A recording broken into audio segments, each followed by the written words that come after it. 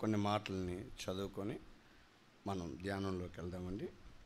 సామెతల గ్రంథము 24వ అధ్యాయము 10-11 వచనాలు దయచేసి అందరూ కలిసి నాతో చదవాలని ఆశపడతా ఉన్నాను. సామెతల గ్రంథము 24వ అధ్యాయము 10-11 వచనాలు. శ్రమ దినమున నీవు కృంగిన ఎడల నీవు చేతకాని వాడవగుదువు. చావునకై పట్టబడిన వారిని నీవు తప్పించుము. నాశనమందు పడుటకు జోగుచున్న వారిని నీవు రక్షింపవా. మళ్ళా ఒకసారి అందరం కలిసి చదువుదాం. దయచేసి మీ దగ్గర బైబిల్ ఉన్న వాళ్ళందరూ ఓపెన్ చేసి నాతో పాటు చదవాలని ఆశపడతా ఉన్నాను. సామెతల గ్రంథము 24వ అధ్యాయము 10-11 వచనాలు. శ్రమ దినమున నీవు కృంగిన ఎడల నీవు చేతకాని వాడవగుదువు. చావునకై పట్టబడిన వారిని నీవు తప్పించుము. నాశనమందు పడుటకు జోగుచున్న వారికి నీవు రక్షింపవా. చిన్న ప్రార్థన చేసుకుందాం. అత్యంత కృప కలిగిన దేవ, జయము కలిగిన తండ్రి, అజ్ఞానిని ప్రభా, నేను అయోగ్యుడను, పనికిరాని పాపిని దేవా. ఏ యోగ్యత అర్హత లేని నా జీవితంలో, మా జీవితాల్లో నువ్వు ఇచ్చిన గొప్ప రక్షణ బట్టి నీకు వందనాలు. నిజమే ప్రభా దేవా, శ్రమల చేత దేవా, నాశనం చేత, బాధల చేత, పాపం వలన వచ్చే ఆ యొక్క దేవా ఫలితం చేత ఎన్నోసార్లు నాశనం అయిపోతున్న మా జీవితాల్లో దేవా, ముఖ్యంగా నా జీవితంలో దేవా దేవా దేవా పనికిరాని జీవితం, బతకడానికి యోగ్యత లేని జీవితం, ఏ అర్హత లేని జీవితం, చదువు రాక, డబ్బు లేక, తెలివి లేక దేవా, ఉపయోగం లేక దేవా, ఎందుకు దేవా దేవా దేవా పనికిరాని నా జీవితంలో నువ్వు ఇచ్చిన గొప్ప రక్షణ బట్టి నీకు వందనాలు. నిజమే, మా కోసం ఈ లోకంలో శిలువలో శ్రమపడి రక్తాన్ని చిందించి చనిపోయి తిరిగి లేచిన దేవా, నీ రక్తం చేత మా పాపములను కడిగి, నా పాపములను కడిగి పవిత్రపరిచినందుకు నీ హృదయపూర్వకంగా వందనాలు చెల్లిస్తూ, ఇదిగో దేవా నీ వాక్యాన్ని దేవా, మరి సాక్ష్యంతో కూడిన వాక్యాన్ని చక్కని దేవా మరి రీతిలో దేవా మీరే దేవా నీ బిడ్డలకు బోధించడానికి సాయించి, అజ్ఞానిని ప్రభా, యోగ్యత లేని వాడిని, ఏ మంచి లేని వాడిని, ఎర్రివాడిని, పనికిరాని వాడిని, పాపినైనా నన్ను మరుగుపరిచి నీ వాక్యం ద్వారా మా అందరితో మాట్లాడండి, బలపరచండి. నీ కృప కాపుదల మెండుగా అనుగ్రహించండి. చక్కని సంఘాన్ని నడిపిస్తున్న నీ సేవకులు మా ప్రియులు సుధాకర్ అన్నను బట్టి, రోహిణి అక్కను బట్టి దేవా, ఈ సంఘాన్ని బట్టి ప్రత్యేకంగా వందనాలు. దీవించండి దేవా దేవా.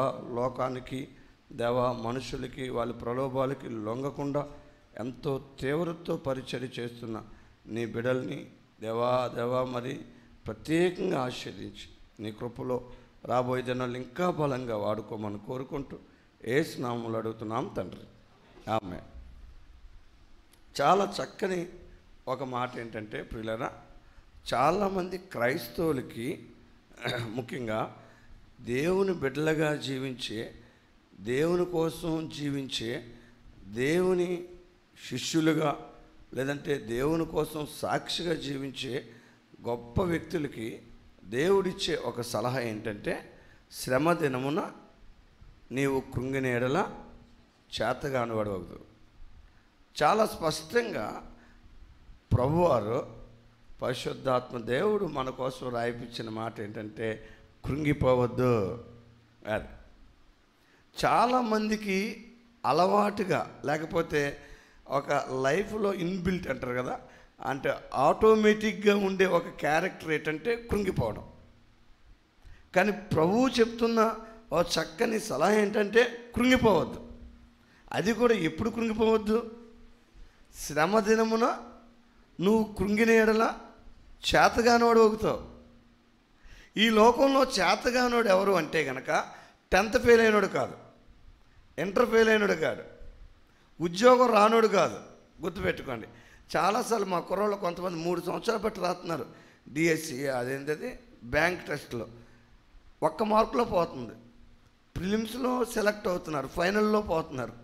నేనేమంటాను తెలుసా, చేతగానోడు వాడు కాదు. కొంతమందికి పెళ్ళి అవ్వదు, కొంతమందికి పెళ్ళైన పిల్లలు పుట్టరు, కొంతమందికి పిల్లలు పుట్టినా కానీ రౌడీలు పుడతారు. వాళ్ళు చాలా రౌడీలు. చిన్నప్పుడు ఫారెక్స్, సెర్లాక్ తాగు అంటే ఇటు పెద్ద తాగుబోతు అయిపోతాడు. తాగి మళ్ళీ తరిమి కొట్టేది వాళ్ళ అమ్మనే. అయితే ఈరోజు మనం జ్ఞాపకం చేసుకోవాల్సింది తెలుసా, వాళ్ళు అలాంటి శ్రమ అనుభవిస్తున్నారు చూడండి.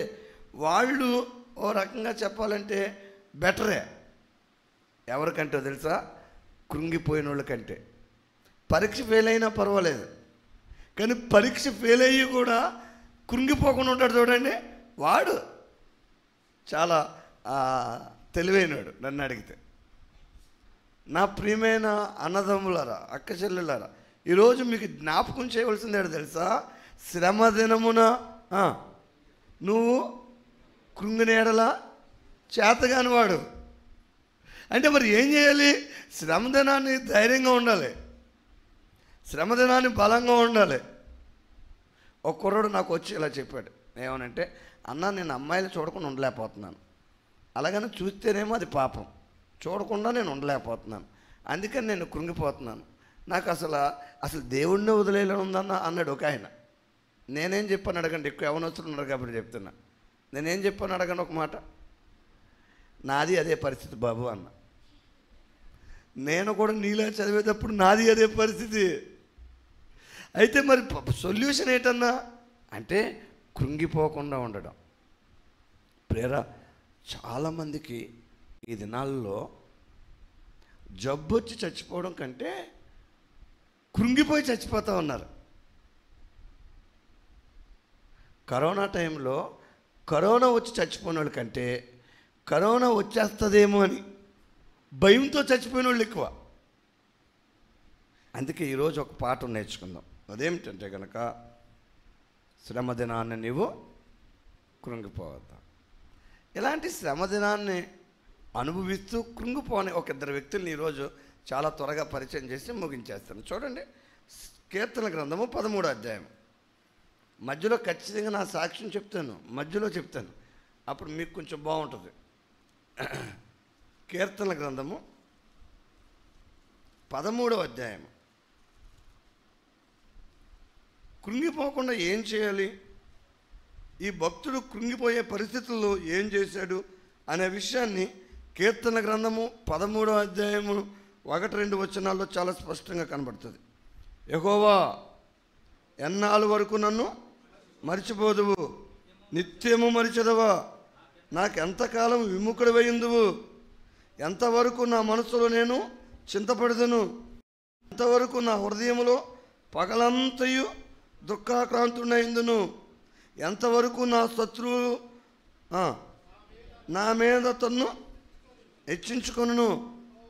చూడండి, ఈయనకి ఒకవేళ మీరు కౌంట్ చేస్తే, నేను ఈ అధ్యాయాన్ని చాలాసార్లు ధ్యానం చేశాను, కౌంట్ చేస్తే ఈయనకి 5 రకాల శ్రమలు, 5 రకాల బాధలు అర్థమయ్యేలాగా ఒకవేళ మనం కూర్చొని ధ్యానం చేస్తే కామెంటరీ బుక్ తీసుకుంటే చాలా బాగుంటుంది. అయితే నేనే చక్క చెప్పేస్తాను. ఒక రకమైన శ్రమ ఏంటో తెలుసండి, దేవునికి మొర్ర పెడుతున్నాడు కానీ ఆయన మర్చిపోతున్నట్టుగా అనిపిస్తుంది ఆయనకి. ఎంతవరకు నన్ను మరిచెదవు, ఈయన ఏం ప్రార్థన చేస్తే దానికి రివర్స్ వస్తుంది.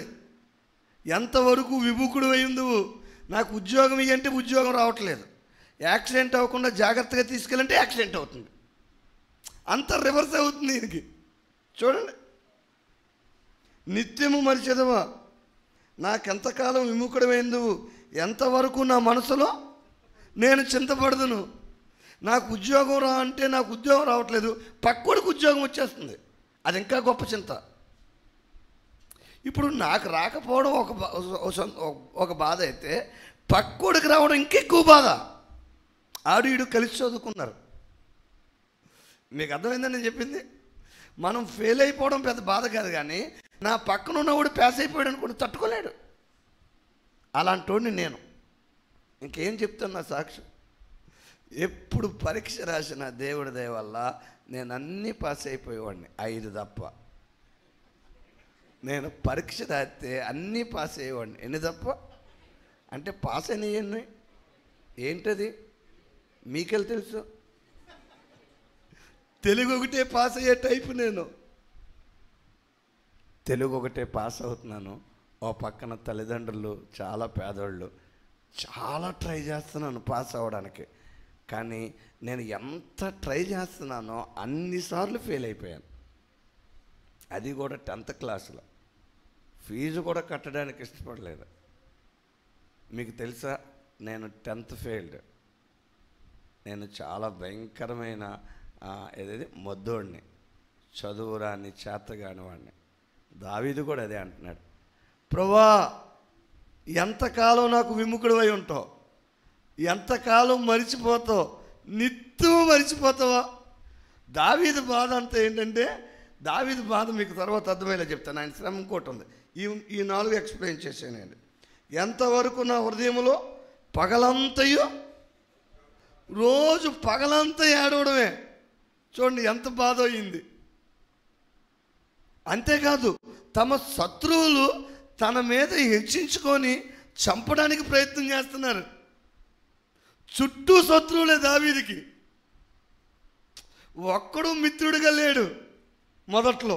ఆ తర్వాత ఒక ఆయన వచ్చాడు, ఆయన పేరు యోనాతాన్. ఎప్పుడు శత్రువులే, శత్రువు చేత వెంటాడబడుతూ ఉండేవాడు.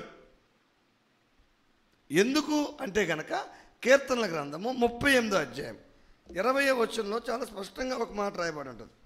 నేను మా కుర్రోళ్ళకి ఎక్కువ ఈ విషయం చెప్తూ ఉంటాను. ఆ మేలునకు ప్రతిగా వారు కీడు చేయుచున్నారు, నేను ఉత్తమమైన దానిని అనుసరించినందుకు వారు నాకు శత్రువులయ్యారు. ప్రియరా, దావీదుకున్న ఇంకో బాధ ఏంటి తెలుసా? మేలునకు ప్రతిగా వారు కీడు చేస్తున్నారు. చూడండి ఎలాంటి శ్రమలు వస్తాయో తెలుసండి. మనం మేలు చేస్తే వాళ్ళు మనకి కీడు చేస్తారు. చాలామంది సొసైటీలో అలాంటి ఉంటారు. నేను ఒక కుర్రోడిని, ఒక అమ్మాయిని ప్రేమించి పెళ్లి చేసుకొని, ఆ అమ్మాయి ఇంకొకరిని ప్రేమించి పెళ్లి చేసుకుంటే వీడు చచ్చిపోతానన్నాడు. చచ్చిపోతానని అంటే ఆయన్ని తలుపేసి ఇంట్లో పెట్టి తలుపేసి నన్ను పిలిచారు వాళ్ళ అమ్మ నాన్న. వీడు చచ్చిపోతాను అంటున్నాడండి, తలుపేసాం. మీరు అన్నారు కదా ఎప్పుడైనా ఎవడన్నా సావాలంటే చచ్చిపోతే నన్ను పిలవండి అన్నారుగా, అందుకే మీరు రండి అన్నారు. ఆయన తలుపు తీస్తే ఆడిని నన్ను చంపుతాడేమో భయం, తలుపు తీగిపోతే లోన చచ్చిపోతాడేమో భయం. మేము ఎక్కువ కాలేజ్ స్టూడెంట్స్తో పనిచేస్తూ ఉంటాం. ఎందుకు చచ్చిపోవాలనుకుంటున్నారంటే, నేను ప్రేమించిన అమ్మాయి, నాకు మాట ఇచ్చిన అమ్మాయి ఇంకోటి ఎవనో ప్రేమించి పెళ్లి చేసేసుకుంది. ఆవిడంతా నాటకమే, నేను తట్టుకోలేని చచ్చిపోతానంట. అటు నేనేం చేశాను అడగండి. వెనకాల 4 కుర్రోళ్ళని పెట్టుకొని, వాళ్ళ తల్లిదండ్రులు పెట్టుకొని తలుపు తీసి ఎరక్కొట్టేశాను, చితగ్గొట్టి పాడేశాను వైజాగ్లో. నువ్వు చచ్చిపోవడం వల్ల ఎవరికి ఉపయోగం? నువ్వు చచ్చిపోతే నరకానికి వెళ్తావు, బతుకుంటే నరకం, చచ్చిపోతే నరకం. చాలామంది దినాల్లో ప్రియులరా, శ్రమల్ని వాళ్ళు చేసే పాపానికి లింక్ పెట్టి శ్రమ అనుకుంటారు వాళ్ళు. శ్రమలు 2 రకాలు. ఒక శ్రమ ఏంటో తెలుసా? దేవునిలో భయభక్తులో జీవించి యథార్థంగా జీవిస్తున్నప్పుడు వచ్చే కష్టాల్ని శ్రమలు అంటారు. ఇంకో రకమైన శ్రమ ఉంది, అదేంటో తెలుసా? వీడు పాపం చేసి, తప్పుడు పనులు చేసి, చేయకూడనివి చేసి శ్రమలు తెచ్చుకొని దేవుడి కోసం శ్రమలు పట్టాడు అనుకునే వాళ్ళు ఉంటారు కొంతమంది. చాలా డేంజర్ వాళ్ళు. ఇలాంటి వాళ్ళు ఎక్కువ మంది ఆడవాళ్ళు ఉంటారు. ఎలాగని అడగండి. దమ్ముంటే కొట్టు, మగోడవైతే కొట్టు, నీకు నీతి జాతి ఉంటే కొట్టు చూద్దాం, కొట్టు. ఏం చేస్తాడాడు? ఓ 1 వారం రోజులు అవుతాడు, 1 నెల రోజులు అవుతాడు, 3 నెలలు అవుతుంది. ఆ కిరణోళ్ళ ఊరు తెనాలి అమ్మాయి, ఒక అమ్మాయి అలాగే ఎర్రకొట్టి హాస్పిటల్లో పెట్టేశాడు. పెట్టి నాకు ఫోన్ చేశాడు. నన్ను ఎందుకురా ఫోన్ చేసావంటే, నువ్వు నా పెళ్ళి పెద్ద నువ్వే కదా అన్నాడు. పెళ్ళి చేసినందుకు ఇదిగో బాధ. మళ్ళీ 1 వారం రోజులు సిట్టింగు ఆ చర్చిలో, స్టేషన్ దగ్గర చర్చిలో. ఈ ఉదయకాల శ్రమలో నేను మనల్ని ఒక ప్రశ్న అడగాలి. మనం ప్రశ్నించుకుందామా? పాపం చేసి శిక్ష అనుభవిస్తున్నామా? దేవుని కోసం యథార్థంగా జీవిస్తూ శ్రమలు అనుభవిస్తున్నామా? చాలాసార్లు పాపం చేసి మానవుడు నాశనాన్ని తెచ్చుకుంటా ఉన్నాడు. అందుకే రోమీయులకు రాసిన పత్రిక 6వ అధ్యాయం 23వ వచనంలో చాలా చక్కని మాట ఉంటుంది. పాపం వలన వచ్చు జీతము మరణము. చాలామంది మనలో నటించే వాళ్ళు ఉన్నారు. చాలామంది మనలో పైకి భక్తిగా కనబడి దాని శక్తిని ఆశ్రయించిన వాళ్ళు ఉన్నారు. అందుకే కష్టాలు, అందుకే శ్రమలు, అందుకే ఫెయిల్ అయిపోవడాలేమో, అందుకే జబ్బులేమో, అందుకే జీవితంలో నెమ్మది లేని బతుకు. పాపం వల్ల వచ్చు జీతం మరణం. పాపం చేస్తే వచ్చే ఫలితం నాశనం. పాపం చేయడం వల్ల వచ్చే ఆ యొక్క దాన్ని ఏమంటారు, ఆ కాన్సిక్వెన్స్ ఆఫ్ సిన్ అంటారు. అంటే పాపం చేయడం వల్ల వచ్చే ఆ పర్యవస్థానం ఏంటో తెలుసా? నరకం, శిక్ష, వేదన, అప్పులు, జబ్బులు. ప్రియులరా, ఈ ఉదయకాల సమయంలో పరీక్షించుకోవాలి. శ్రమలు ఎందుకు వస్తున్నాయి? ఎందుకు ఉద్యోగం రావట్లేదు? ఎందుకు పెళ్ళి అవ్వట్లేదు? ఎందుకు భర్త కొడుతున్నాడు? ఎందుకు భార్య హింసిస్తుంది? ఎందుకు జీవితంలో సంతోషం లేదు? కానీ దావీదు ఏం చేస్తున్నాడు తెలుసా? దావీదుకు కూడా శ్రమలే. పగలంతా దుఃఖక్రాంతుడై ఉంటున్నాడు. ఏం ప్రార్థన చేసినా అది ఆయనకి నిత్యము మర్చిపోయేటట్లుగా ఉన్నాడు ప్రభు. ఆయన ప్రార్థన ఆలకించట్లేదు. విచిత్రమైన విషయం ఏంటో తెలుసా అండి? శత్రువులు ఆయన మీద రెచ్చిపోతూ ఉన్నారు, హెచ్చించుకుంటున్నారు. దావీదు పారిపోతూ ఉన్నాడు. కారణం ఏంటంటే, దావీదు శ్రమలకు కారణం ఏంటంటే, ఆ 38వ అధ్యాయం 20వ వచనంలో చాలా స్పష్టంగా ఉంటుంది. మేలునకు ప్రతిగా వారు నాకు కీడు చేస్తున్నారు. ఈ శ్రమలు, ఈయన అనుభవించే శ్రమలు మేలు చేస్తున్నాడు, వాళ్ళు ఏం చేస్తున్నారు? కీడు. ఈయన ఏం చేస్తున్నాడు? మరి మళ్ళీ మేలు చేస్తున్నాడు. వాళ్ళు ఏం చేస్తున్నారు? కీడే చేస్తున్నారు. ఈయనేం చేస్తున్నాడు? మేలే చేస్తున్నాడు. వాళ్ళు ఏం చేస్తున్నారు? కీడే చేస్తున్నాడు. కీడు చేసిన వాళ్ళకి మేలు చేసే టైపు దావీదు మహారాజు. అందుకే రాజు అయ్యాడు. నా ప్రియమైన సంగమా, ఈయన శ్రమ దినాన్ని కృంగిపోవట్లేదు. కీడు చేసిన వాళ్ళకి మేలు చేస్తున్నాడు. ఉత్తమమైన దాన్ని ఈయన చేస్తూ ఉన్నాడు. కానీ వాళ్ళు దాన్ని ఏమంటున్నారు? తప్పు పట్టుకుంటున్నారు. వాళ్ళు తప్పు పట్టుకున్నా పట్టుకోకపోయినా ఈయన ఉత్తమమైన దాన్ని చేయడానికి ఇష్టపడతా ఉన్నాడు. కీడు చేసిన వాళ్ళకి మేలు చేసే టైపు అది దేవుని బిడ్డలంటే. చాలామంది టైప్ ఏంటంటే దానికి క్వైట్ ఆపోజిట్. మేలు చేసిన వాళ్ళకి కీడు చేసే టైప్. ఆ రోజు నేను కొట్టాననే వైజాగ్లో. ఆడి తర్వాత సెట్ అయిపోయాడు, దేవుడిని నమ్ముకున్నాడు, పాపాలు ఒప్పుకున్నాడు, దేవుడిని నమ్ముకున్నాడు. తర్వాత మేమే సంబంధం చూసాం, మళ్ళీ పెళ్లి చేసాం. ఇప్పుడు వైజాగ్లో, విజయనగరంలో ఉంటున్నాడు. కానీ ఆడికి ఒక కోరిక ఉండిపోయిందని నా భార్యకు ఫోన్ చేసి చెప్పాడు. అక్క, నాకు ఒకే ఒక కోరిక ఉండిపోయింది అక్క. ఏంటి అని అంటే, ఆవిడకి చెప్పాడు, ఎప్పటికైనా సరే అన్నయ్యని చంపేయాలి, నేను నా చేతిలో సావాలి, లేదా నాతో తన్నులు తినాలి. అదొక్కటే కోరిక జీవితంలో. వాడికి ఎంత పగ ఉందో చూశారు. ఆయన పేరు అనిల్, విజయనగరంలో ఉంటాడు. ఏ ఊరో చెప్పను. సంతోషకరమైన విషయం ఏంటంటే, మన పిఏ స్వామన్న దగ్గరికి పంపించాం మేము ఆయన్ని. ఆ తర్వాత కొంచెం సెట్ అయ్యాడు. ఆ తర్వాత కొంచెం దేవునిలోనే ఉన్నాడు. ఆ ఆవేశంలో మరి ఎప్పటికన్నా చంపాలని కోరుకున్నాడు. మరి ఇప్పటికే ఆ కోరుకుందో లేదో లేటెస్ట్గా తెలీదు. కానీ సంవత్సరం క్రితం కోరిక ఏంటంటే మనం చంపాలి అంతే. ఆయన లైఫ్లో టార్గెట్ ఏంటంటే, లేదా నా సావన్నా చూడాలి, ఆయన సావు చూడాలి అంతే. అవసరమైతే ఆయన చచ్చిపోయి ఆ బెడ్ మీద ఉంటే ఆయన వచ్చి చూసి, నా వల్లే నువ్వు చచ్చావు, నాకంటే ముందు చచ్చావు, నన్ను కొడతావా అన్న ఫీలింగ్ అనమాట ఆయనకి. అన్న కోవిషీల్డ్ గురించి చెప్తుంటే నాకు అమ్మటనే ఆయన గుర్తొచ్చాడు. ఎందుకంటే నేను కోవిషీల్డ్ 2 సార్లు వేసుకున్నాను. మా ఆవిడ తెలివైంది, వద్దు వద్దు అని మొత్తం మీద ఒకటే వేసుకుని, మొత్తం మీద ఆమె ఏమైపోద్దని బలవంతంగా మొదటిసారి వేయించాను. రెండోసారి వేయించుకొని కానీ పారిపోయింది. నేను 2 సార్లు వేయించుకున్నా. ఇప్పుడు నాకు అనిపిస్తుంది ఆమె కంటే నేనే ముందు వెళ్ళిపోతాను. దేవుడు ఒకవేళ కనికరిస్తే ఆ ముందు వెళ్ళిపోవడమే బెటర్. మీకు విషయం తెలుసా? మారు మనసు పొంది పాపం ఒప్పుకున్న తర్వాత ఎంత త్వరగా చచ్చిపోతే అంత మంచిది. ప్రసంగి అంటాడు చక్కగా. సరే, చావు గురించి ఎందుకులేండి. రెండో విషయంలో ఆలోచన. శ్రమ దినాన్ని కృంగిపోవడానికి లేదు.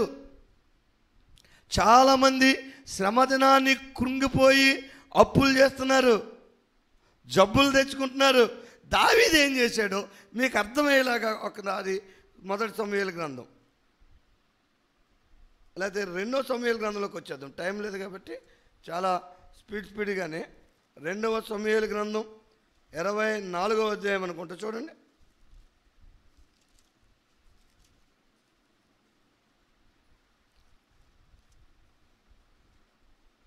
మొదటి సమూయేలు గ్రంథం 24వ అధ్యాయం. దావీదు ఎంత మంచోడో నీకు అర్థమయ్యేలాగా శ్రమ దినాన్ని ఆయన ఎలాంటి ప్రవర్తన కలిగి ఉన్నాడో మనం ఆలోచిద్దాం. 24వ అధ్యాయం, మొదటి సమూయేలు గ్రంథం 24వ అధ్యాయము మొదటి 2 వచనాలు లేకపోతే మొదటి 3 వచనాలు ఎవరన్నా గట్టిగా అందరికి వినబడేలా చదవాలి, స్పీడ్గా చదవాలి. ఇప్పుడు నువ్వే చదవాలా? ఇంకొకరు చదివే అవకాశం ఇవ్వవా? చదవండి, మధ్యలో ఎవరైనా చదవండి. గట్టిగా చదివే వాళ్ళు చదవాలి. జాషువా దేనికైనా రెడీగా ఉంటాడు, కానీ ఆయన చెప్పింది ఏది వినపడదు మనకి. గట్టిగా చదివే వాళ్ళు ఎవరన్నా చదవండి.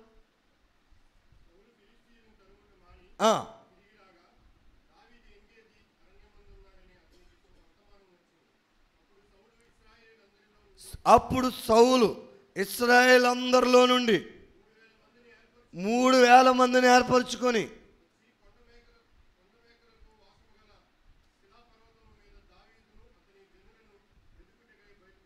చూసారా ప్రియరా, సౌలు మామగారు పిల్లనిచ్చిన మామ.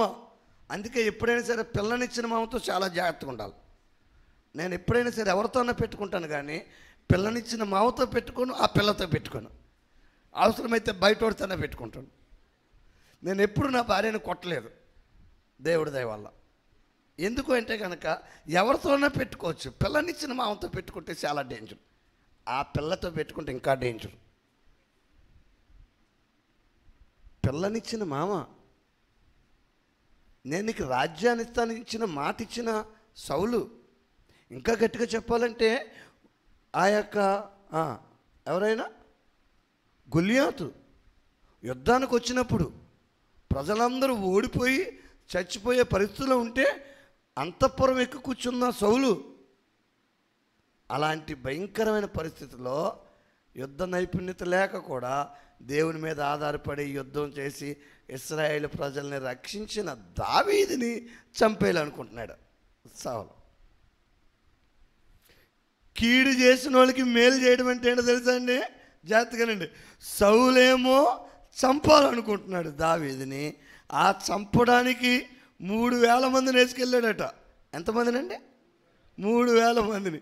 3,000 + 1 3,001 మంది వెళ్ళారు. అది కూడా విచిత్రమైన విషయం తెలుసా? ఆ మొదటి వచ్చిన మళ్ళీ చదువుతాముడు. సౌలు ఫిలిష్తీయులు తరుముట ఎవరిని మాని? ఫిలిష్తీయులు తరవడం మానేశాడు. యుద్ధం చేయవలసింది ఫిలిష్తీయులతో. ఆ ఇశ్రాయేలు ప్రజలకి డేంజర్ ఎవరంటే ఫిలిష్తీయులతో. ఫిలిష్తీయులు దేవుణ్ణి ఎరగని ప్రజలు, అన్ని జనులు. వాళ్ళు పొంచి ఉన్నారు ఇశ్రాయేలు ప్రజల్ని చంపడానికి, రాజుని చంపడానికి. కానీ ఈయన వాళ్ళని తరవడం మానేసి ఎవరిని తరుముతున్నాడు? ఎవరిని? దావీదు మహారాజు, దావీదు గారిని. ఓ రకంగా చెప్పాలంటే అల్లుడిని, ఇంకా గట్టిగా చెప్పాలంటే యోధుడిని, నాయకుడిని, దేవుని బిడ్డని. దేవుని బిడ్డను తరిమే వాళ్ళు ఉంటారు పిల్లరా. దేవుని బిడ్డకి అన్యాయం చేసేవాళ్ళు ఉంటారు. దేవుని బిడ్డనే మోసం చేసేవాళ్ళు ఉంటారు. మనల్ని బాధ పెట్టేవాళ్ళు ఉంటారు. మనకి కీడు చేసిన వాళ్ళు ఉంటారు. ఖచ్చితంగా మనల్ని బాధపరిచి కీడు చేసి మన మీద లేనిపోని అవమానం పుట్టించి మనల్ని నాశనం చేసే ప్రజలు మనతోనే ఉంటారు. కొన్నిసార్లు మన చర్చిలోనే ఉంటారు, కొన్నిసార్లు మన ఇంట్లోనే ఉంటారు, కొన్నిసార్లు మనోళ్లే, మనం మేలు చేసిన వాళ్ళే. అయితే దావీదు కృంగిపోవట్లేదు. శ్రమ దినమున చేతగానుగా వలె ఉంటే, శ్రమ దినమున కృంగిపోతే చేతగానివాడు.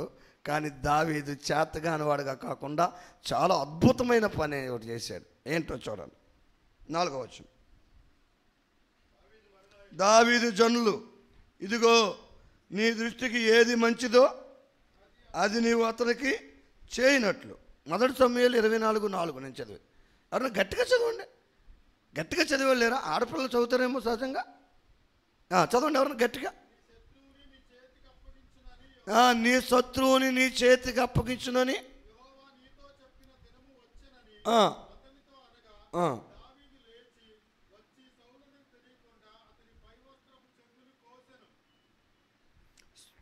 సౌలు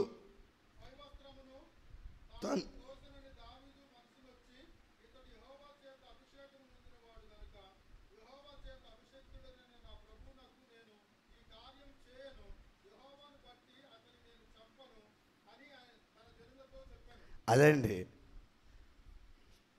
కృంగిపోకుండా దేవుని కోసం జీవించడం అంటే. సౌలు దొరికిపోయాడు, గుహలో ఉన్నాడు, దాక్కున్నాడు, చుట్టూ సైన్యం ఉన్నారు. ఒక భయంకరమైన గాఢ నిద్ర వచ్చింది వాళ్ళకి. నిద్రపోతూ ఉన్నారు. బహుశా గురకలు పడుతున్నారేమో. చాలా దూరం అరణ్యంలో, అంటే చింతలపూడి అడవులు, నల్లమల అడవులు, అలంత దూరంలో దాక్కున్నాడు దావీదు. ఆయన తరమడానికి వెళ్ళి అలిసిపోయి పడుకుండిపోయారు. దావీదు జనులు వచ్చి ఏమంటున్నారు తెలుసా? దావీదు అప్పుడు ఇంకా రాజు అవ్వలేదు. దావీదు, ఇదిగో నీ శత్రు దేవుడు నీకు వాగ్దానం ఇచ్చాడు. మనకు కూడా వాగ్దానం ఉంటాయి కదా. కొంతమంది వాగ్దానాలు ఎలా మలుచుకుంటారనమాట. ఏమంటున్నాడు తెలుసా? నీకు దేవుడు నీ శత్రువుని అప్పగిస్తానని వాగ్దానం ఇచ్చాడు కదా. వాగ్దానం ప్రకారం సౌలు అక్కడ పడుకొని ఉన్నాడు. చంపేసే. ఆయన్ని చంపేస్తే నీకు 2 లాభాలు. ఒకటేంటి?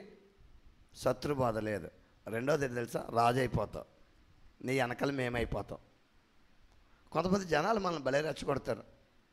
కాపీ కొట్టేసే, ఏం పర్లేదు. లంచం ఇచ్చేసే, ఏం పర్లేదు. ఇప్పుడు రేపు ఎలక్షన్ వస్తుంది కదా, ఏం పర్లేదు. అక్కడ ఆడి దగ్గర 2000 తీసుకో, ఈడు 2500 వీడి దగ్గర తీసుకో.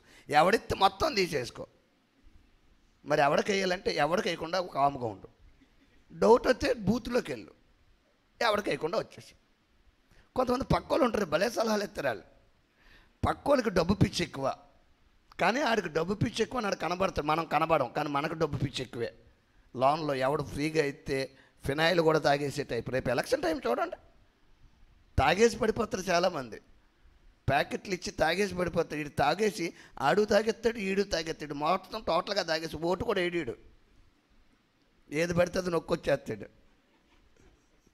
చాలా డేంజర్. మీకు సీక్రెట్ చెప్పనండి. చాలామంది దినాల్లో జాగ్రత్తగానండి చేసి నా పాపాన్ని బట్టి శ్రమలు తెచ్చుకొని సర్వనాశనం అయిపోతున్నారు. కానీ దావీదు మంచి చేసి శ్రమలు అనుభవిస్తూ ఉన్నాడు. మేలు చేసి శిక్ష అనుభవిస్తూ ఉన్నాడు. శత్రువుతో సమాధాన పడాలనుకుంటున్నాడు. అద్భుతమైన విషయం ఏంటో తెలుసా అండి? చంపడానికి వచ్చిన వ్యక్తి కోసం, ఆ వ్యక్తి కోసం మేలు ఆలోచిస్తూ ఉన్నాడు. ఆ అధ్యాయంలో చాలా బాగుంటుంది. అయిపోయిన తర్వాత, నాయనా దావీదు, నువ్వు నన్ను చంపాలడానికి ఇష్టపడక నువ్వు ఎంత నీతిమంతుడు, నువ్వు దేవుని కుమారుడు అంటే ఇప్పుడు కన్నా తెలుసుకోండి నా తండ్రి అని పిలుస్తాడు. నాయనా ఆయన పిలిస్తే నా తండ్రి అని శత్రువు చంపడానికి వచ్చిన ఆయన పిలుస్తూ ఉంటాడు. ఈ మధ్యాహ్న సమయంలో ఒకసారి పరీక్షించుకుందాం ప్రియరా, మనకు శ్రమలు ఎందుకు వస్తున్నాయి? దేవుని కోసం జీవిస్తున్న దాన్ని బట్టి శ్రమలా, లేకపోతే పాపం చేస్తున్న దాన్ని బట్టి శ్రమలా? పరీక్షించుకోవాలి. దావీదులో ఉన్న గొప్ప లక్షణం ఏంటంటే కీడు చేయకూడదు, ఎవరిని కూడా చెప్పండి తృణీకరించకూడదు, అవసరమైతే ప్రేమించాలి. మళ్ళీ 13వ కీర్తనలోకి వద్దాం ఒక్కసారి రండి. అందుకే దావీదులో ఉన్న ఈ బ్యాక్గ్రౌండ్ చదివితే మీకు అర్థమవుద్ది. దావీదులో ఉన్న మెయిన్ కాన్సెప్ట్ ఏంటంటే ఈ కీర్తన గ్రంథం 13వ అధ్యాయంలో తన బాధ అంతా దేవుని సన్నిధిలో ప్రార్థనలాగా తెలియజేస్తూ ఉన్నాడు. ఎంతకాలం విముఖుడు అవుతావు, ఎంతకాలం నేను పగలంతా దుఃఖకాంతుని అవుతాను, ఎంతకాలం మర్చిపోతావు, ఇవన్నీ చెప్తూ శత్రువులు నా మీదకి దండెత్తుతున్నారు, నేను మరణ నిద్రను ఉండే పరిస్థితి వచ్చింది అని చెప్తూ 5వ వచనం చివరి వచనంలో ఆయన ఒక గొప్ప లక్షణం కనబడుతుంది చూడండి. శ్రమలు వచ్చినప్పుడు ఉండవలసిన లక్షణాలు 5వ వచనంలో కనబడతాయి. ఎవరైనా చదవండి గట్టిగా. అది ఇలా చదవాలి. ఎవరు? Very good. నేనైతే మీ యందు సంతోషపడుతున్నాను. చక్కగా చదువుతున్నారు మీరు. నేనైతే నీ కృపయందు నమ్మికించున్నాను ప్రభువా. నేను నీ మీదే ఆధారపడుతున్నాను ప్రభువా. మరణం వచ్చేది, మరణం పోయేది నీ చిత్తము, నీదే, నీ దగ్గరే, నీ చేతిలోనే ఉన్నాను, నీ మీదే ఆధారపడుతున్నాను. నాకు జబ్బు వచ్చిందా, తగ్గించేది నువ్వు. నాకు ఉద్యోగం లేదా, ఇచ్చేది నువ్వు. నాకు పెళ్ళవట్లేదా, ఇవ్వగలిగింది నువ్వు. పిల్లలు లేరా, పుట్టించగలిగింది నువ్వు. భర్త తాగుబోతాయి చిందరబందర చేసేస్తున్నాడా, నువ్వే మార్చగలవు ప్రభువా. నీ కృపయందు నేను నమ్మికించి ఉన్నాను. రెండో మాట ఇంకా భలే ఉంటుంది, చదవండి. నీ రక్షణ బట్టి నేను ప్రభువా నేను సంతోషిస్తున్నాను. అయితే అది ఎందుకు నేను బట్టి సంతోషిస్తున్నాను తెలుసా? నాకు వచ్చే శ్రమను బట్టి కాకుండా అంతకంటే గొప్ప భాగ్యం నువ్వు రక్షించావు ప్రభువా. గొప్ప రక్షణ ఇచ్చావు ప్రభువా.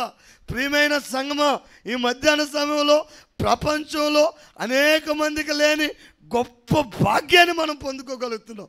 గొప్ప రక్షణ, గొప్ప ఆనందం, గొప్ప సంతోషం. చచ్చిపోతే చచ్చిపోయాం, ఎంత త్వరగా చచ్చిపోతే అంత త్వరగా పరలోకంలోకి వెళ్ళిపోతాం. అలాగని ఆత్మహత్య చేసుకొని చచ్చిపోకూడదమ్మా, డైరెక్ట్ నరకం వెళ్ళిపోతాం.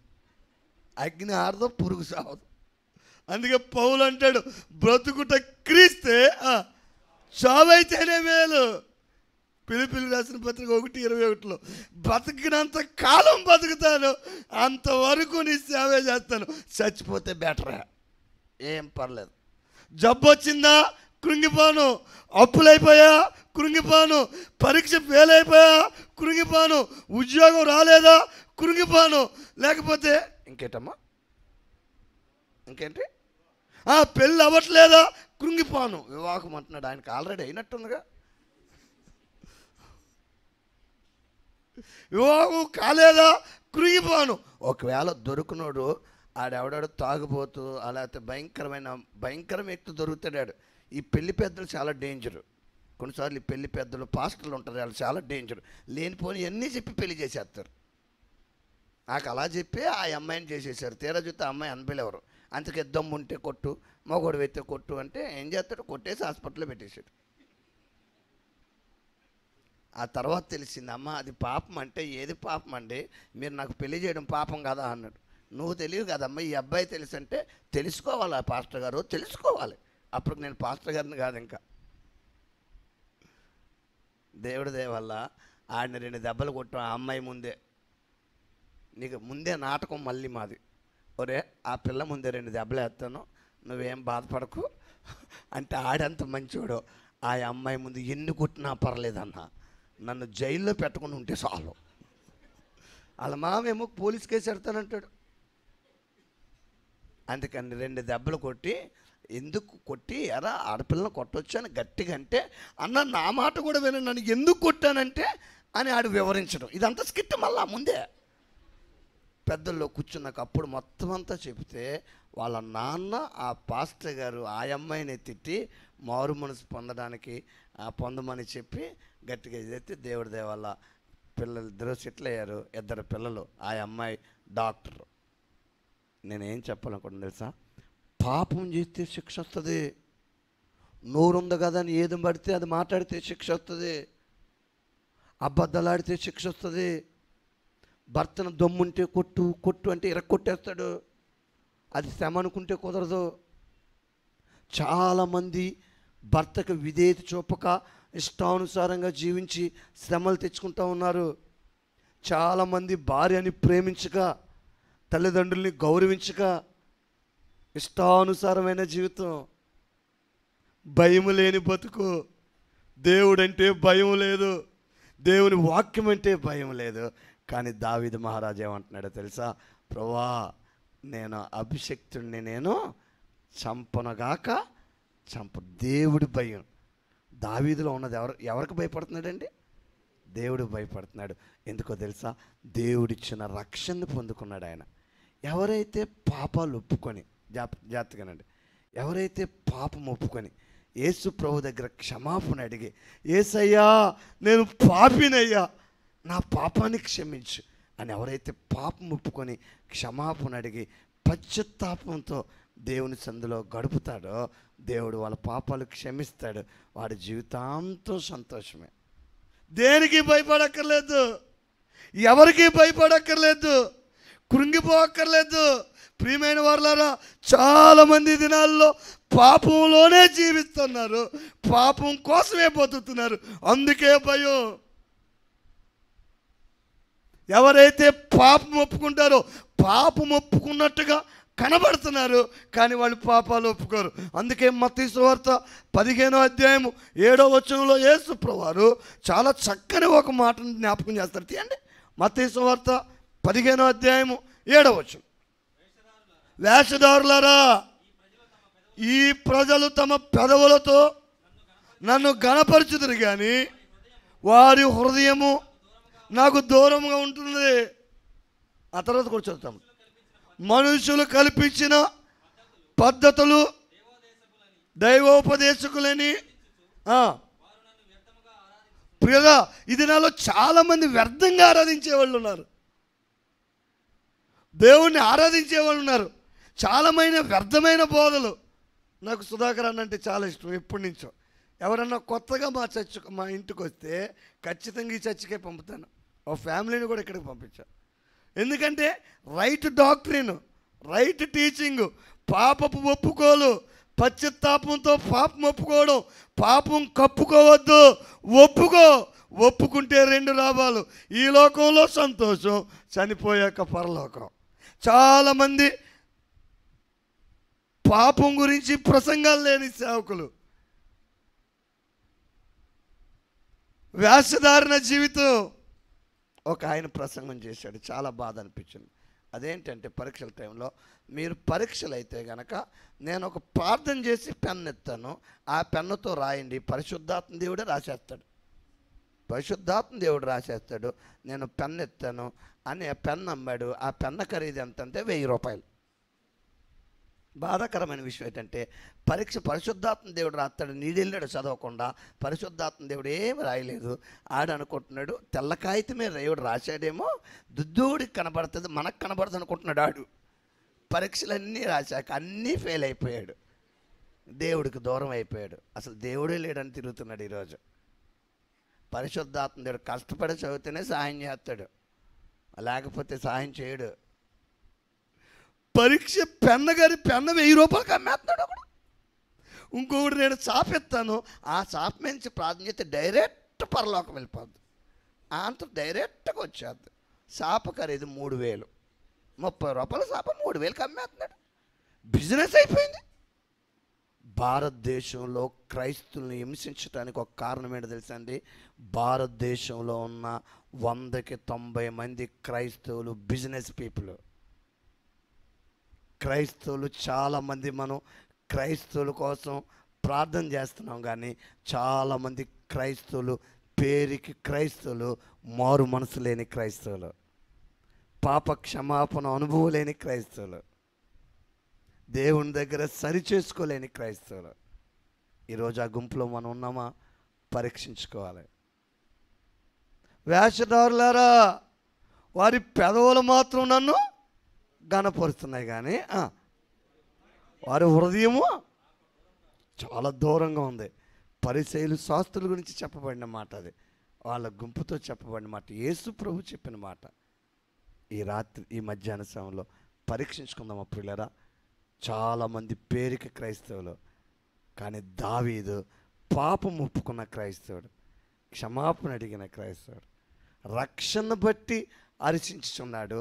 ఆ తర్వాత ఇంకో మాట కూడా అంటాడు, నీవు నాకు చేసిన 13వ అధ్యాయం 13, యెహోవా నువ్వు నాకు మహోపకారములు చేసి ఉన్నాడు. చూడండి ఎంత మంచి దేవుడు, ఎంత మంచివాడో దావీదు తెలుసా? మంచి దేవుడిని జ్ఞాపకం చేసుకుంటున్నాడు. ప్రభువా నువ్వు నాకు మహోపకారాలు చేసి ఉన్నావు.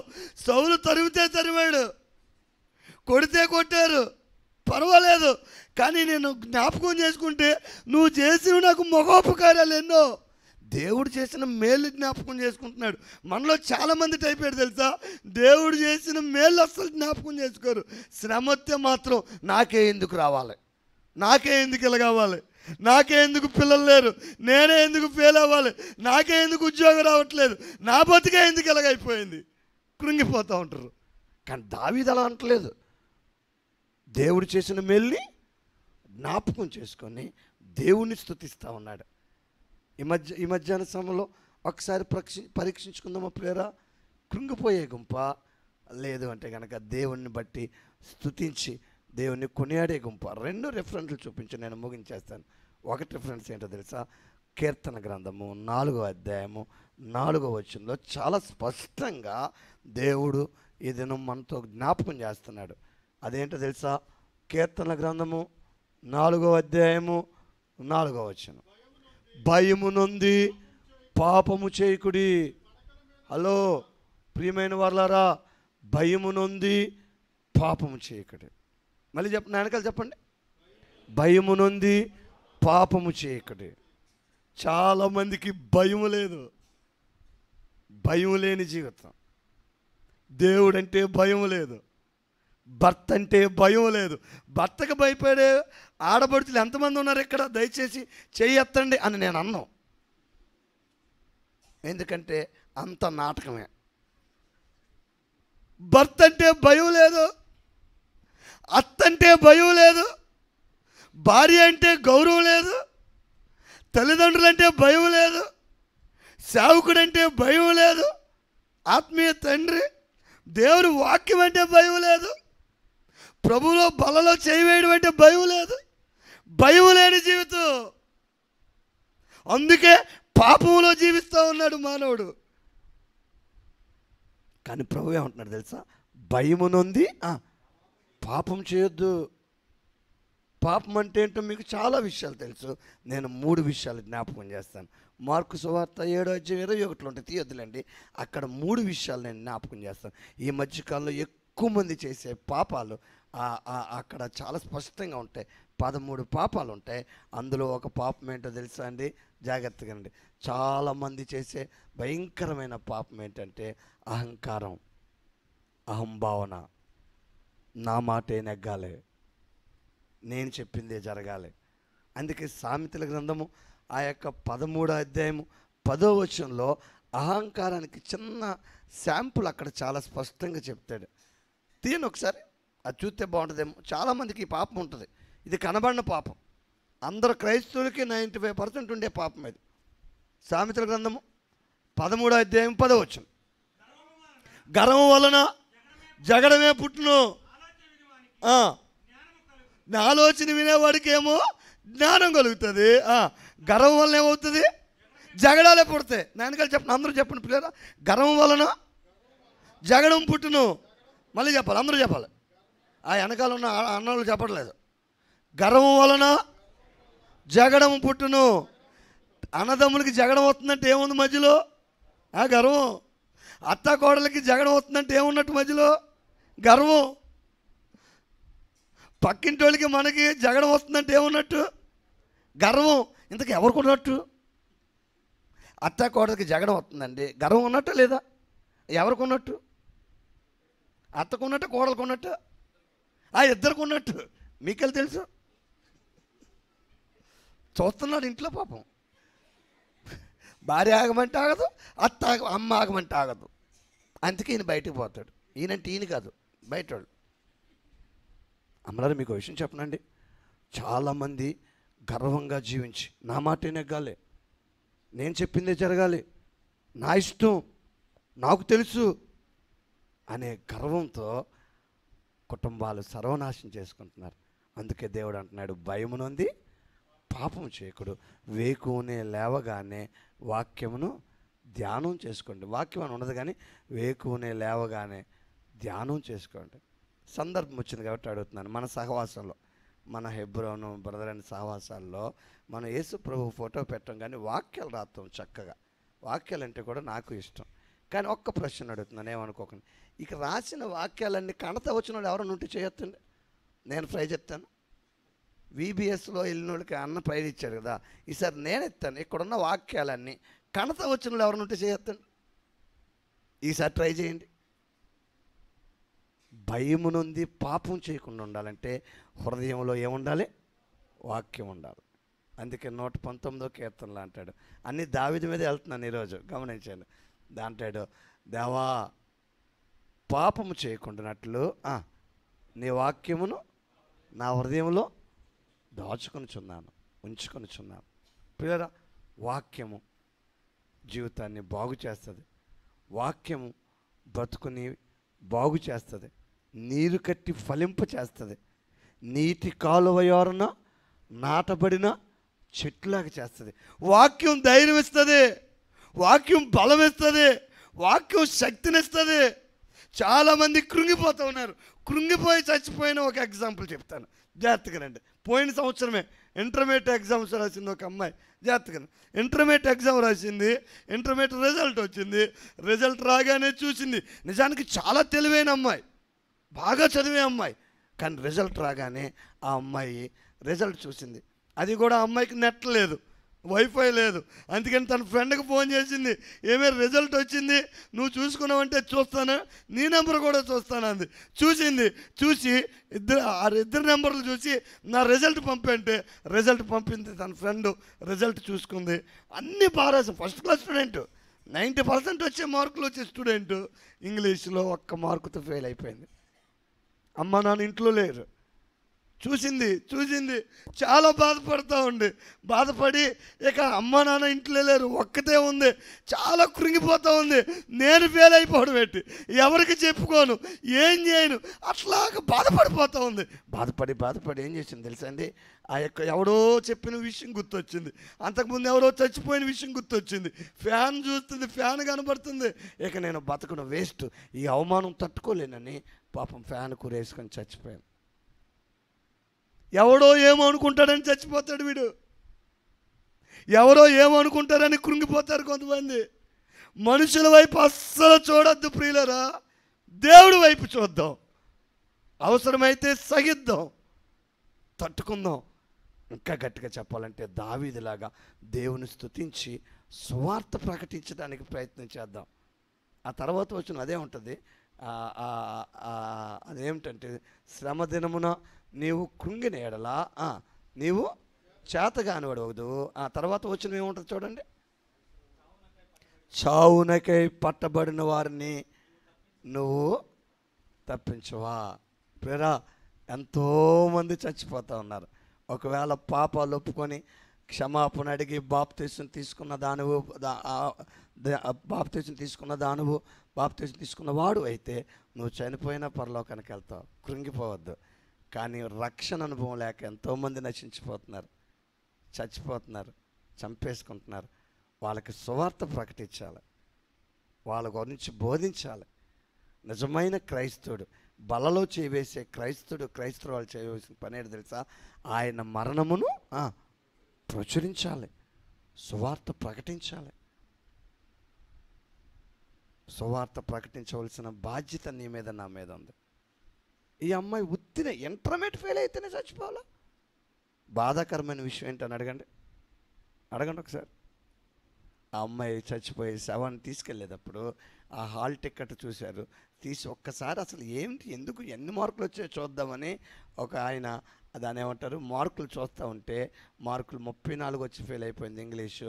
పేరు చూస్తే ఈమె పేరు కాదు, ఈమె పేరు కే జ్యోతి, దాని ఫ్రెండ్ పేరు పి జ్యోతి. ఆ జ్యోతి మార్కులు పంపించేసింది ఈవిడ పొరపాటున. నేనే ఫెయిల్ అయిపోయాను అనుకొని ఈవిడ చచ్చిపోయింది. కానీ ఈవిడికి 95%తో పాస్ అయింది. సహనం లేని జీవితం. నిజానికి ఈవిడ పాస్ అయింది, 95%తో పాస్ అయింది. మీరు అప్పుడు గుర్తుందో లేదో, యూట్యూబ్లో కూడా న్యూస్లో పెట్టారు. ఇది చాలామంది ఫెయిల్ అయిపోయే జీవితం. నేను కూడా ఒకప్పుడు అలాగే ఫెయిల్ అయిపోయాను. ఇంటర్మీడియట్ ఫస్ట్ ఇయర్లో ఫెయిల్ అయిపోయాను. నేను ఫెయిల్ అయిపోవడానికి కారణం ఏంటి అని అడిగితే చెప్పొచ్చో లేదో కానీ అయినా చెప్తాను, చెప్పడం మంచిదని. నేను ఫెయిల్ అయిపోవడానికి కారణం ఏంటంటే అప్పటికే మారు మనసు పొందాను. 10th క్లాసులో పాపాలు ఒప్పుకున్నాను, మారు మనసు పొందాను, దేవుడిని నమ్ముకున్నాను. కానీ ఇంటర్మీడియట్లో ఫస్ట్ ఇయర్లో అన్నీ ఫెయిల్ అయిపోయాను. తెలుగు ఒకటే పాస్ అయ్యాను. కారణం ఏంటి అని అడగండి. నేను వెళ్ళే చర్చిలో ఒక అమ్మాయి నాకు పరిచయం. ఆ అమ్మాయికి నేను లవ్ చేయడానికి ప్రయత్నం చేసేవాడిని. పాస్టర్ గారి దృష్టిలో మంచివాడిని, బైబిల్ చదివేవాడిని, చాపలేసేవాడిని. సాధు సాల్మన్ గారు అని ఆయన చాలా మంచి సేవకులు. భక్సింగ్ గారికి ఆయన ఏమంటారు, జత పని వాళ్ళలాగా కొవ్వూరు, భీమవరం, రాజమండ్రి, కాకినాడ ఆ ప్రాంతాల్లో ఆ భక్సింగ్ గారి సహవాసాన్ని ప్రారంభించిన ఆయన సాధు సాల్మన్ గారు. ఆ పరిచయలో ఆయన దగ్గరే ఉండేవాడిని. కానీ ఒక అమ్మాయితో కనెక్షన్ పెట్టుకోవడానికి ప్రయత్నం చేసిన వాడిని. ఆ పాపం నన్ను పట్టుకుంది. అందుకే చదివినా గుర్తుండి లేకుండా అయిపోయేది. ఈరోజు మీకేం చెప్పాలనుకుంటున్నాను తెలుసా? పాపం మనిషిని చంపేస్తుంది. కానీ పాపం ఒప్పుకొని సరి చేసుకొని వాక్యాన్ని ధ్యానం చేస్తే ఆ వాక్యం జీవితాన్ని అద్భుతంగా మారుస్తుంది. అన్నిటికంటే ముఖ్యంగా జాగ్రత్తగానండి, కుటుంబంలో సంతోషం, అంతేకాకుండా మనం జీవించే జీవితంలో ఎంతో ఆశీర్వాదం. ఆ రోజు మరలా ఇంటర్ఫీల్ అయ్యాక పాపాలు ఒప్పుకున్నాను, బాప్తీసం తీసుకున్నాను. ఆ గోదావరిలో ఆ యొక్క సాధు సాల్మెన్ గారు, జఫన్యా పీటర్ గారు, జోనాథన్ మహారాజు గారు వాళ్ళు నా చర్చి. పిఎస్ సామాన్ ఈ మధ్య అక్కడ రెగ్యులర్గా వస్తాడు మా చర్చికి స్పీకర్గా. ఆ చర్చిలో బాప్తీసం తీసుకున్నాను. మీరు నమ్ముతారో లేదో, ఆ తర్వాత దేవుని దగ్గర పాపాలు ఒప్పుకొని నేను చేసే 2 మంచి పనులు ఆ దినాల్లో నాకు ఎంతో ఆశీర్వాదాన్ని ఇచ్చాయి. ఒకటేంటో తెలుసండి, దేవుని వాక్యాన్ని చదవడం మొదలుపెట్టాను. దేవుని వాక్యాన్ని కంటత పెట్టడం మొదలుపెట్టాను. అధ్యాయాలు కంటత నాకు ఆ దినాల్లో. అందుకే వ్యభిచారపు కోరికల మీద, పాపపు కోరికల మీద జయమునిచ్చాడు దేవుడు. రెండోది నేనేం చేసేవాడినంటే రోజుకొక్కడికన్నా సువార్త చెప్పాలి అనే కాన్సెప్ట్ మొదలుపెట్టాను. ఈయోలో పర్సనల్ ఎవాంజలిజం అని చెప్తారు. ఈయోలో రోజుకొక్కడికన్నా సువార్త చెప్పాలి. ఒక్కడన్నా చర్చి తీసుకెళ్ళాలి. మీరు నమ్ముతారా? ఒక్కడన్నా చర్చి తీసుకెళ్ళేవాడిని. నేను ఎప్పుడు ఒక్కడిని చర్చికి వెళ్ళేవాడిని కాదు, ఎవడో ఒకటి తీసుకెళ్ళేవాడిని రూమ్లో కుర్రోళ్ళని. అప్పుడు ఆలోచన, రేపు భోజనం వండుకోవాలంటే నేను వండేస్తానే, ఆల్రెడీ వండేసాను, ఇది అయిపోయిన తర్వాత కలిసి భోజనం చేద్దాం.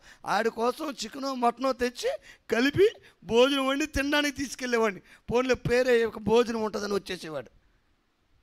ఆ రోజుల్లో నా ద్వారా చాలామంది చర్చికి వచ్చేవాళ్ళు. విచిత్రమైన విషయం ఏంటని అడగండి.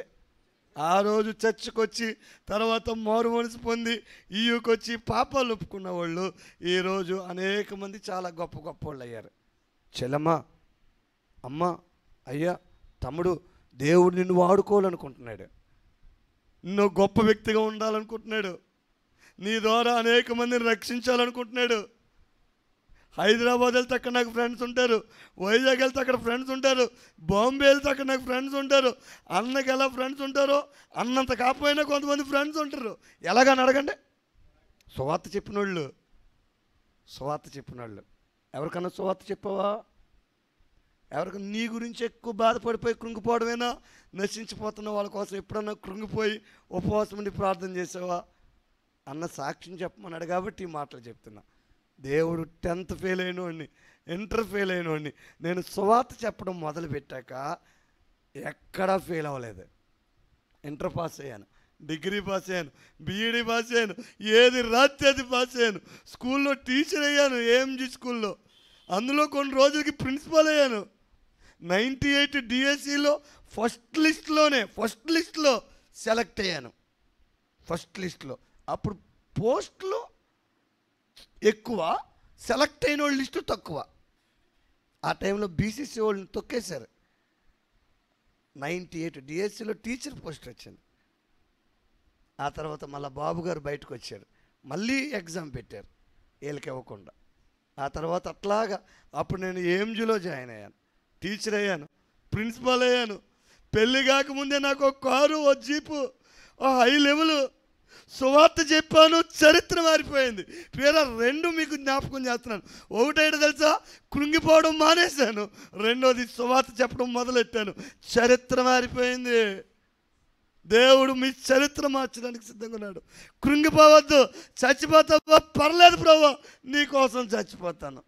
తీర్మానం తీసుకో. ప్రభా, సువార్త ప్రకటిస్తాను. ఆటో ఎక్కితే డ్రైవర్కి వెళ్ళగోలని సువార్త చెప్తాను. తీర్మానం తీసుకో. సువార్త చెప్పండి. చర్చి నిండిపోవాలి, కిటకిటలు ఆడిపోవాలి, అన్నకి టెన్షన్ రావాలి. చర్చి సరిపోవట్లేదు, ఎక్కడో దిక్కున ఒక ఎకరం పొలం కొనాలి. అవసరమైతే సువార్త వ్యాప్తి చెందాలి. మార్నింగ్ వర్షిప్, ఆఫ్టర్నూన్ వర్షిప్పే కాకుండా వర్షిప్లు జరగాలి. అలా జరగాలంటే నువ్వు నేను 2 పనులు చేయాలి. ఒకటి, కృంగిపోకూడదు. రెండోది, సువార్త చెప్పాలి. మరి ఏం చేయాలి అంటే గనక దేవుని వాక్యాన్ని ధ్యానం చేయడం. రెండోది, దేవుని సన్నిధిలో ప్రార్థన చేసి శత్రువులకి సహాయం చేయడం. కళ్ళు మూసుకుందాం, ప్రార్థన చేసుకుందాం. ఒక్కసారి మనం పరీక్షించుకుందాం. ఏదో జీవిస్తున్నానంటే సరిపోదు పిల్లరా. పనికిరాని నా జీవితం, 10th ఫెయిల్ అయిన జీవితం, ఇంటర్ ఫెయిల్ అయిన జీవితం బాగుపడడానికి 2 కారణాలు: దేవుని వాక్యం, దేవుని సన్నిధిలో ప్రార్థన, పాపపు ఒప్పుకోలు ప్రార్థన, దేవుని దగ్గర క్షమాపణ అడిగిన ప్రార్థన, సరి చేసుకునే ప్రార్థన. వేషధారి అయిన ప్రార్థనలు ఉండే గుంపు ఉంది. పాపం ఒప్పుకొని సరి చేసుకొని దేవుని కోసం బ్రతికే గుంపు ఉంది. ఏ గుంపులో ఉన్నావు? మనం ఏ గుంపులో ఉన్నాం? శ్రమలు వస్తే కృంగిపోయి దేవుణ్ణి నిందించి, మనుషులను నిందించి, మనల్ని మనం నిందించి నాశనం అయిపోయే గుంపు ఉంది. రెండో గుంపు దావీదు గుంపు. మేలు చేసి శత్రువుకి ఉపయోగపడి ప్రార్థన చేసి దేవుని కోసం జీవించి దేవుని స్తుతించే గుంపు ఉంది. ఏ గుంపులో ఉన్నావు? చేతగానివాడుగా అయిపోయే గుంపా? సువార్త ప్రకటించే గుంపులో ఉన్నావా? పరీక్షించుకుందాం, పరిశీలన చేసుకుందాం.